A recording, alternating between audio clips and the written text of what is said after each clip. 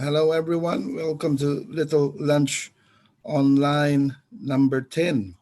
I'm Bong Ramilo, coming to you from Lairakia country, or Darwin, as it is also known. Today, I'll have my colleagues from Darwin World Mix with me, but before that, I need to do the housekeeping. I've posted the housekeeping notes in chat, so please have a look, but I'll read out those housekeeping items. It's Easter this weekend, so we won't be having lunches on Friday the 10th and Monday the 13th. This session is being recorded and will be streamed live and available for viewing afterwards. Just read the URL there in chat. Next, we will be sticking to the 30-minute time frame because of signing and captioners. Please introduce yourselves in the Zoom chat and say whose country you are on today. There is live captioning available if people click on the captions icon on Zoom. There is also live signing from Linda at Auslan, stage left, and people participating that way just need to click on Susan's video and pin it.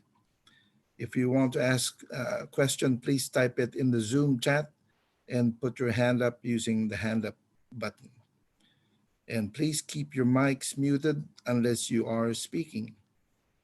Any technical problems or feedback, please email contact@artsfront.com.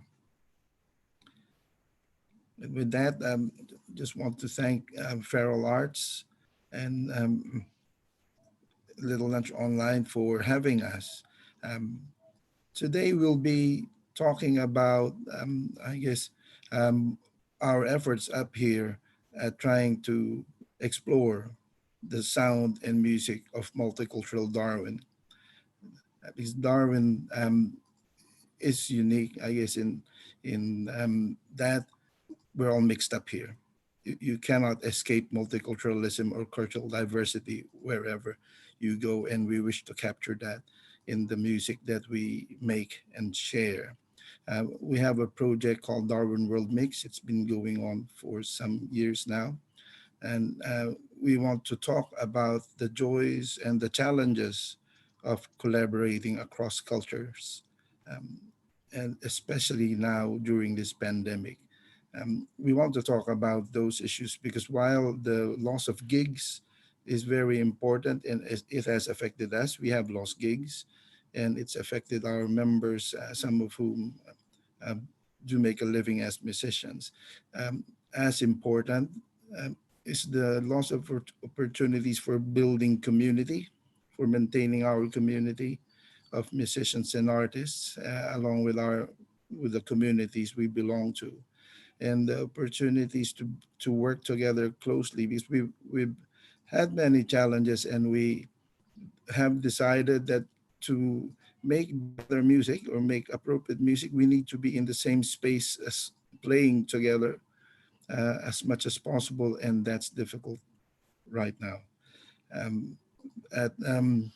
So I'll ask Alan Murphy, one of my colleagues, to play you a clip of one of our performances last August at Darwin Festival, so you have an idea what we do. So okay. Alan, yep, Alan's in Hamtidu.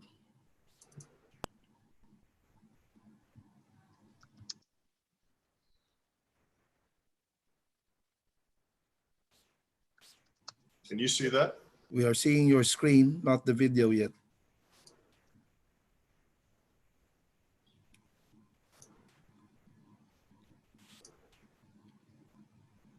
We're still seeing your screen. I had it all here, but it's for some reason it's not coming up.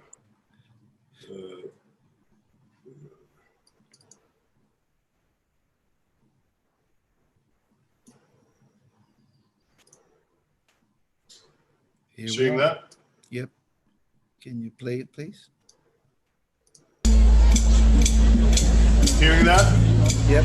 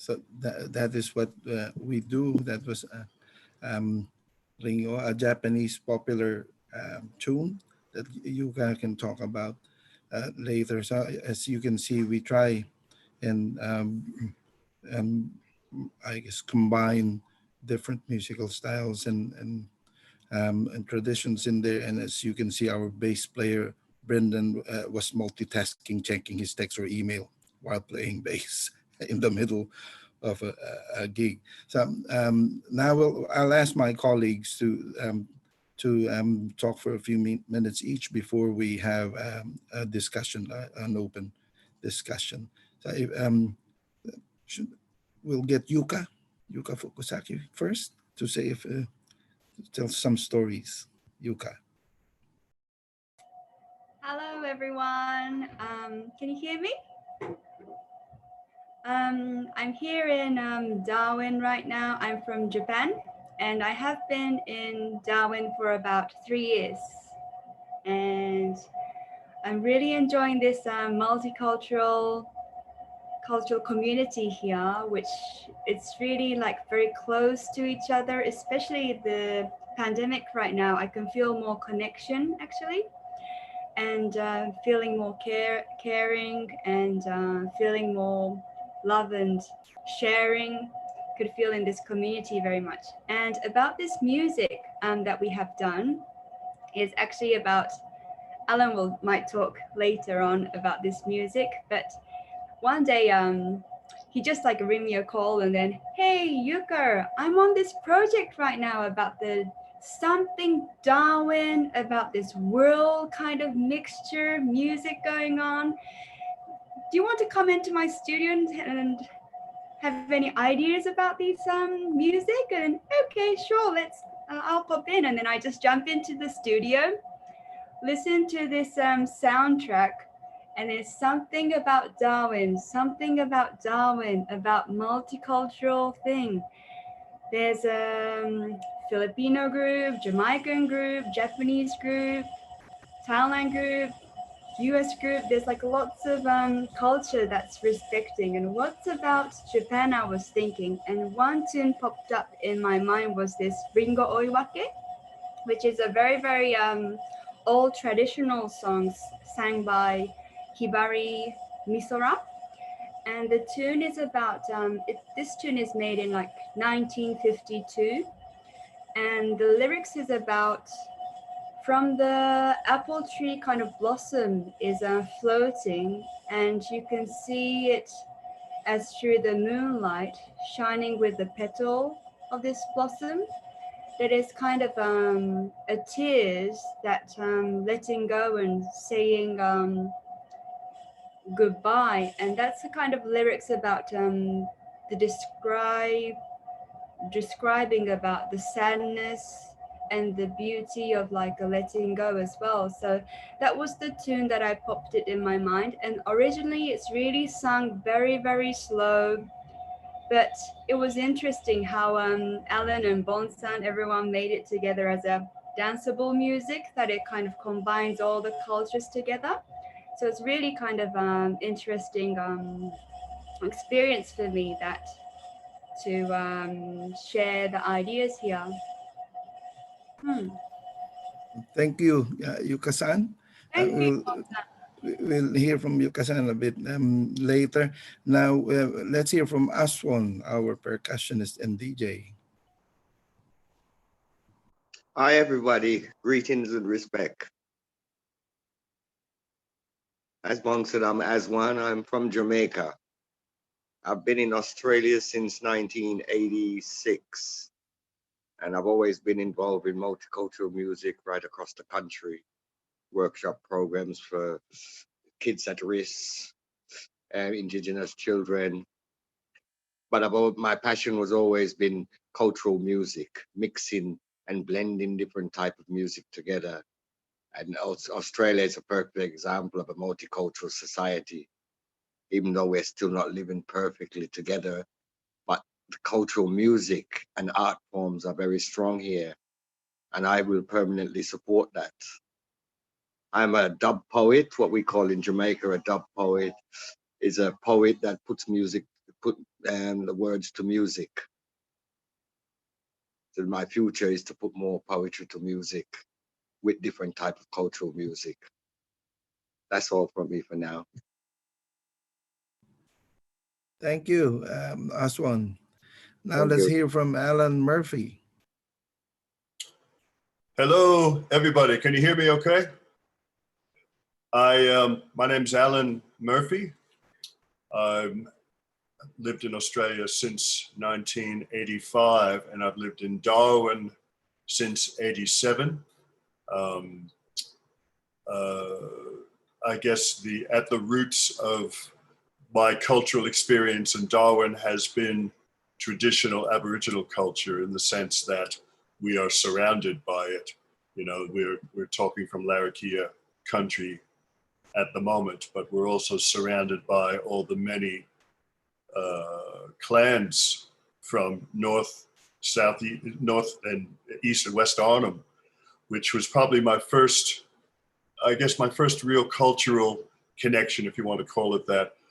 In later years, working as a musician in Darwin, you can't, like what Yuka was saying, you can't but observe the international population that has lived here for a very long time. And up until relatively recently, there's been so many artists and musicians that I weren't even aware lived here. People kind of have their separate lives and carried on and did their thing. And it's only till recently that I've really begun to realize how much of a cultural music scene there really is, and how much people really want to integrate and to get creative together.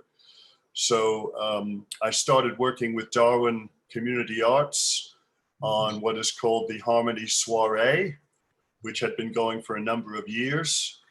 And that involved, how many groups is that? Over 25 different multicultural groups that live in the Darwin region. And an offshoot of that became what we're calling this world mix concept, where we're trying to create something that not only is just a collection of songs, but just the whole work in progress idea that we're going through the process of cultural integration, if you want to call it that. If we all have our influences, and I think the very nature of living in Darwin, if you're an artist or a musician, is being open to the influences that are around you. I think that's largely what has attracted many people to come to this part of Australia, because you're immersed in culture. For me, in the first instance, it's Yolngu Aboriginal culture. I think that's where we are. That is the host, if you will. And on top of that, you have, there's such a large, there's too many to mention, but I mean, the African community here is very diverse and very large. We have the Chinese community, the Asian community, and it's all starting to mix up, and people are starting to talk to each other and create a bit more, I think, in recent years. So, I mean, that's really what we're attempting to do. We're trying to push the envelope. It's been great to work with Bong and Yuka, Aswon, and the rest of the group, and looking forward to carrying on, doing a lot more. Thank you. Thank you. Thank you, Alan. Now we'll chat. So if you have any questions or comments, please go ahead.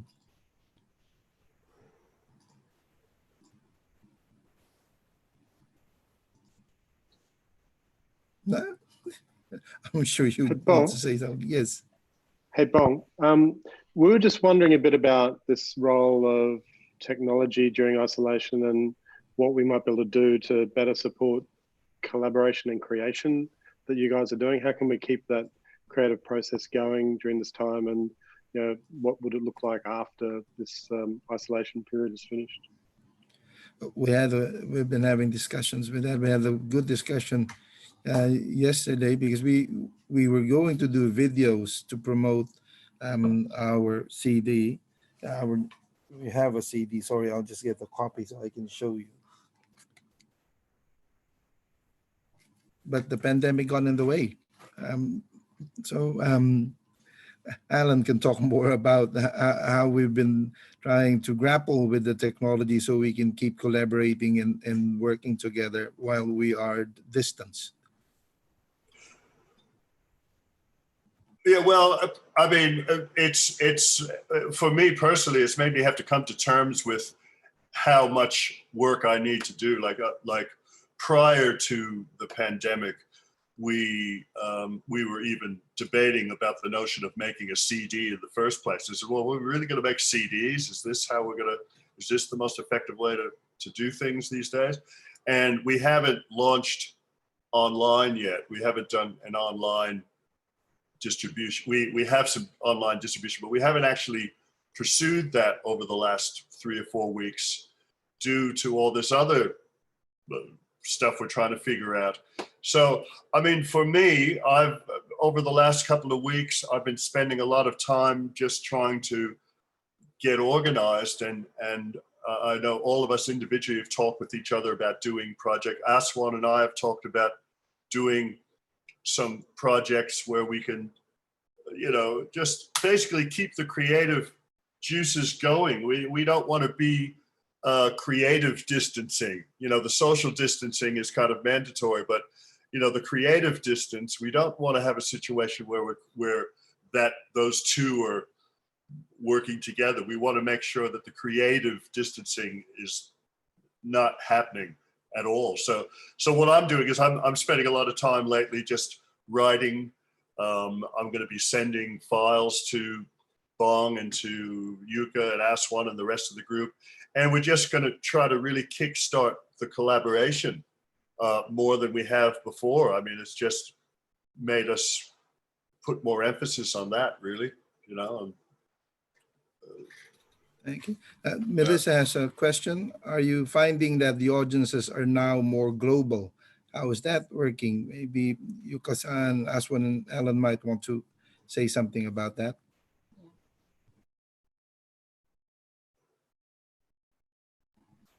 Can I say something about that? Yeah.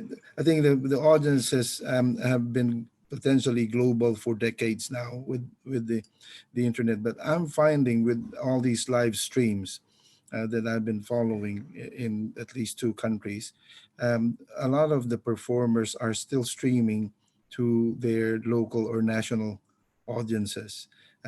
I'm involved in a project that streams to Southeast Asia because I'm in a network of Southeast Asian artists. So we deliberately program our streams, knowing that we have a multilingual viewership, and which isn't the same for a lot of Filipino streams I've seen. They know they are targeting Filipino audiences. So, but that's not a new problem.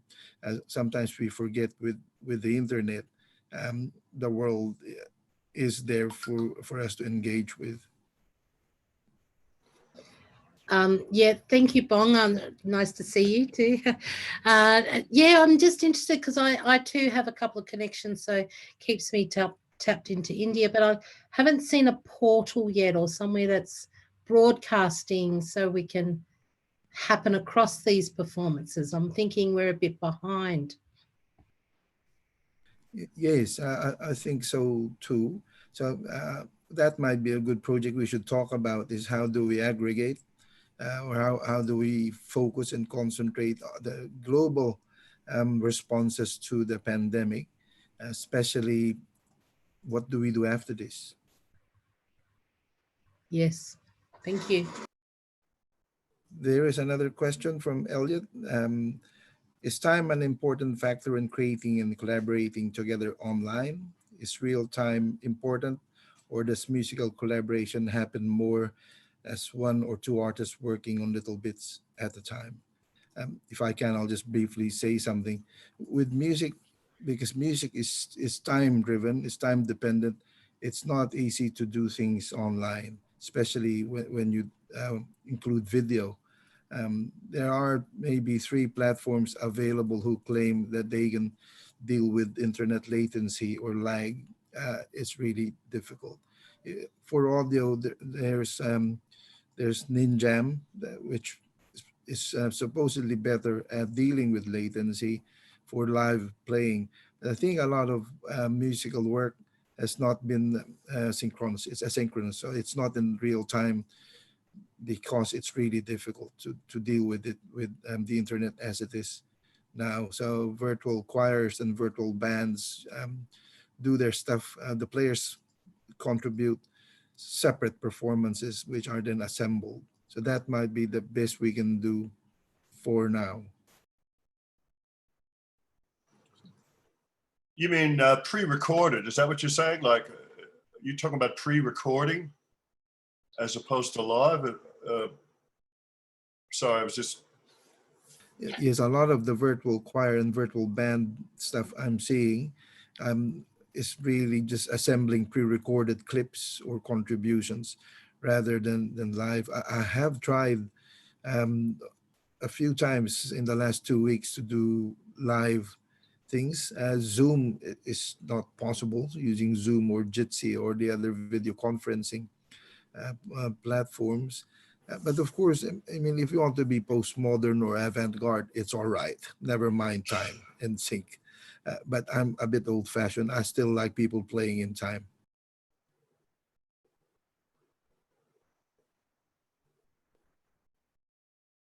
Sorry, another question. And you also talk a little... Pilar has a question. Okay. Thank you. Hi, Bong and everyone. Great to see you come this just recently. Bong, do you think it's maybe a matter of time as we sort of grapple with the shock and trying to organize ourselves with this pandemic, then, you know, it looks like this is, you know, this is a new reality for a while. Do you think that the creative process might change and settle, and in terms of trying to create new forms whilst we are in this pandemic, and then what's next? I think that is a really important question, because how do we organize ourselves after? Yeah, it's a common question, really. Yes, we will be in this situation for 6 months or longer, according to our governments. In other countries, it might be even longer. So this isolation or distancing will change, of course, the way we work. And I'm still grappling with that. My colleagues are still grappling with that. How do you work in an area of work called community arts and cultural development, for example, or community-based music, where gatherings, the notion of and practice of gathering is the heart of what we do, is the foundation of all we do. How do we do that without proximity, about being proximal, being in the same space and gathering? Yes, we have Zoom and Jitsi, and we have virtual gatherings. They're not inferior or superior, they're just different. So we can do that, but we will have to discover new ways of doing things together, I think. And well, this is not new. I mean, when the internet, when the web thingo emerged and became popular, people were exploring different ways of doing things. The key is not to think that we just use whatever tools and facilities we have to keep doing old things. We have to look for new things, new ways.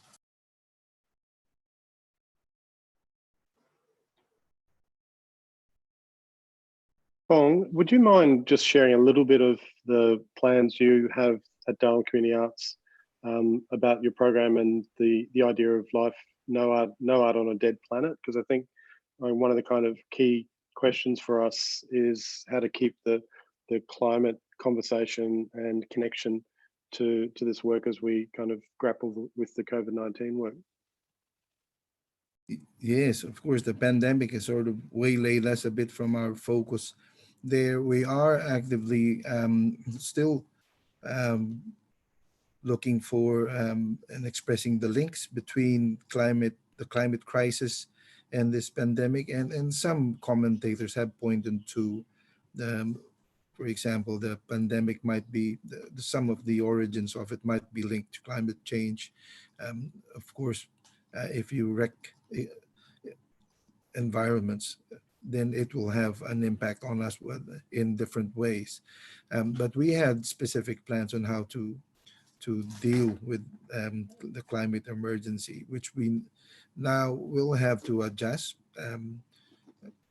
For example, these student strikes will not be possible for a while. We were supporting them, but those have been suspended, for example. So what mass actions or people's actions could we support? Because the climate emergency will still be there after this pandemic, unless, of course, I don't know how bad it will be, but being optimistic, we will come out of this still around. So we still need to deal with the climate emergency and other issues of social justice and gender justice and all of the other justices. So we're still trying to, I mean, how do we do this while we're in isolation? So that's a big question. And it can't all be internet-based because not all communities have access to the internet. So these are questions we're still addressing.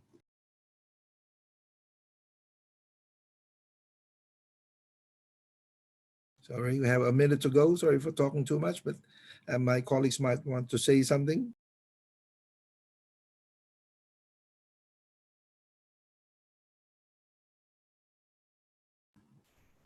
No? Any more questions? We have a few seconds left. Nice to see you all. Thanks for listening. Thank you. And with that, thank you very much. With that, we say stay well, stay healthy. And this is Darwin Community Arts and Darwin World Mix.